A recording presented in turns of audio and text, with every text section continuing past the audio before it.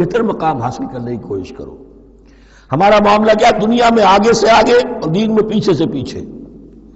دین میں یہ دیکھیں گے اس سے کم پر گزارا ہو سکتا ہو، کوئی اور شے ہو کہ جس میں اس سے کم سے بھی بات پوری ہو جائے، دین میں یہ ہوگا، اور دنیا میں آگے سے آگے ہے جستجو کہ خوب سے ہے خوب تر کہاں۔ تو اگر یہ جستجو دنیا میں ہے، اس سے بڑھ کر دین میں ہونی چاہیے۔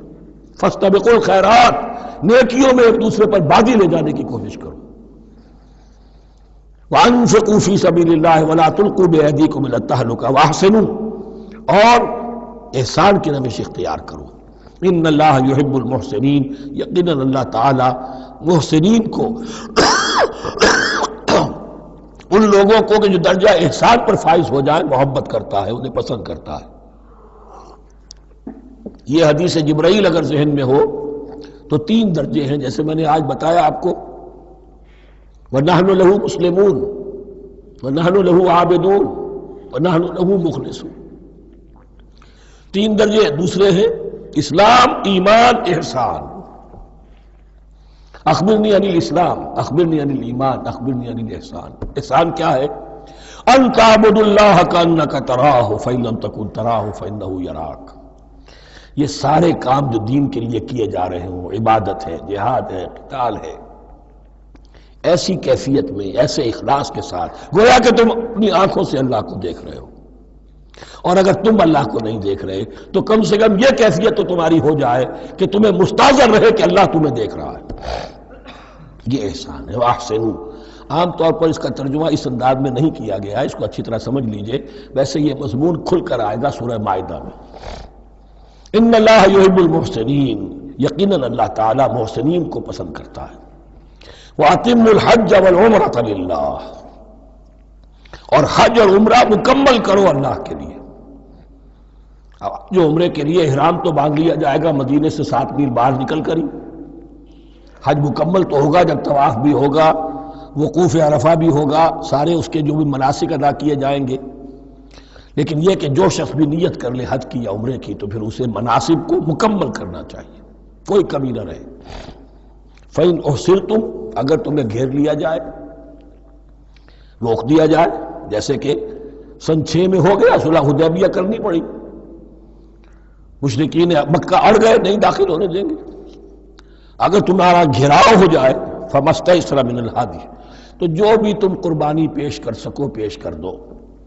یہ دم احصار کہلاتا ہے کہ چونکہ اب ہم آگے نہیں جا سکتے، یہی ہمیں احرام کھولنا پڑ رہا ہے، تو دم احصار، یہ خون، یہ جو جانور اللہ کے نام پر ہم دے رہے ہیں، یہ اس کی ایک طرح کا کفارہ ہے۔ وَلَا تَحْلِقُوا رُؤُوسَكُمْ حَتَّى يَبْلُغَ الْحَدْيُ مَحِلَّهُ، اور اپنے سر اس وقت تک نہ مونڈو جب تک کہ وہ ہدی کا جانور جو ہے وہ محل تک، یعنی جو بیت الماء جہاں پر جا کر ذبح ہونا ہے وہاں پہنچ نہ جائے۔ جانور تو آپ نے بھیج دیے اور وہ رکاوٹ نہیں ڈالیں گے، اس لیے کہ ان کا گوشت تو ان کو کھانے کو ملے گا، لہذا جانور، لیکن یہ اندازہ کر لو کہ اب اتنا وقت گزر گیا ہے کہ وہ ہدی قربانی کا جانور جو ہے وہ پہنچ گیا ہوگا، ہدیم بالغ الکعبہ، وہ وہاں پر اس کی اپنے مقام پر پہنچ گیا۔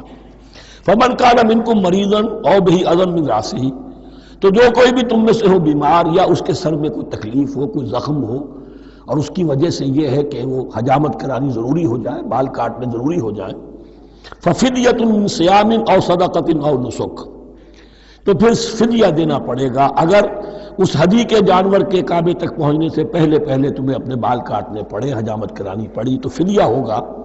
یہ جو ہے دم جنایت کہلاتا ہے، یعنی ایک جو کمی رہ گئی ہے اس کی تلافی کے لیے۔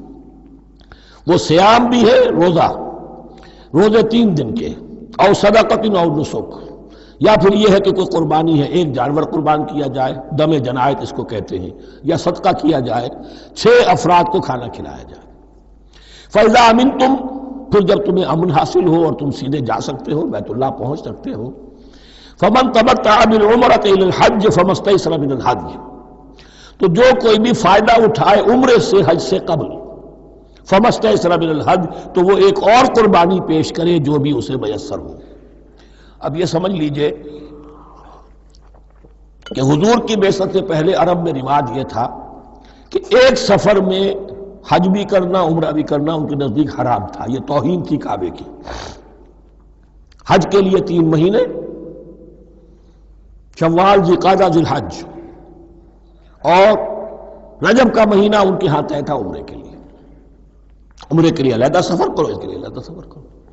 لیکن شریعت محمدی میں جو آسانیاں کی گئی ہیں وہ یہ ہیں کہ ایک شخص، چونکہ اس ملت کو پھیلنا تھا بہت طویل علاقے پر، لوگوں کے لیے سفر آسان تو نہیں تھا، تو آپ ایسا کر سکتے ہیں کہ آپ جائیں اور عمرہ بھی کر لیں، حج بھی کر لیں۔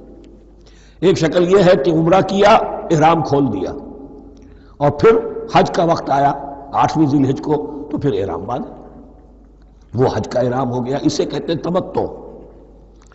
ایک یہ ہے کہ حج کے لیے احرام باندھا تھا، جاتے ہی عمرہ بھی کر لیا لیکن احرام کھولا نہیں، اسی احرام میں جاری رکھ کر اسے اور اسی میں حج بھی کر لیا، یہ قران کہلاتا ہے، جمع کر دیا ایک ہی احرام میں عمرے کو بھی اور حج کو بھی۔ ایک افراد کہلاتا ہے، بس ایک کے لیے صرف حج کا معاملہ ہو شروع سے۔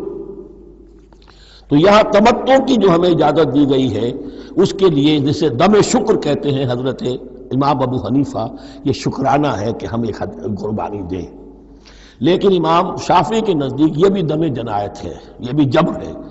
چنانچہ امام ابو حنیفہ کے نزدیک یہ قربانی جو دی جاتی ہے اس کا گوشت قربانی دینے والا بھی کھا سکتا ہے 1/3 کے درجے میں، لیکن امام شافعی کے نزدیک نہیں، یہ ایک صدقے کے اور اس کے دم جنایت کے قریب کی شے ہے، اس کا گوشت جو ہے قربانی دینے والا خود نہیں کھا سکتا۔ فمن لم یجد، اب اگر کسی کے پاس نہیں ہے یہ ہدیہ پیش کرنے کو، فصیام 3 ایام فی الحج، تو اب اس پر لازم ہے کہ حج میں 3 روزے رکھے، 7ویں، 8ویں اور 9ویں ذی الحج کو روزہ رکھے غیر ایام حج میں۔ 10ویں کا روزہ نہیں ہو سکتا، وہ عید کا دن ہے، یوم النحر ہے۔ وسبعۃ اذا رجعتم، اور 7 روزے رکھو جبکہ تم واپس چلے جاؤ اپنے گھروں میں جا کر 7 روزے رکھو۔ تلک عشرۃ کاملہ، یہ 10 روزے ہوں گے مکمل۔ ذالک لمن لم یکن اہلہ حاضر المسجد الحرام، لیکن یہ رعایت کہ حج اور عمرہ ایک ہی سفر میں کر لیا جائے اور ایک ہی احرام میں کر لیا جائے یا 2 احراموں میں کیا جائے، یا یہ کہ ان دونوں کو جمع کرنے کی شکل جو ہے، یہ ایک رعایت ہے کن کے لیے؟ ذالک لمن لم یکن اہلہ حاضر المسجد الحرام، جس کے اہل و عیال مسجد حرام کے قریب نہیں رہتے، دور سے آ رہے ہیں، تو ظاہر بات ہے کہ ان کے لیے رعایت ہوگی۔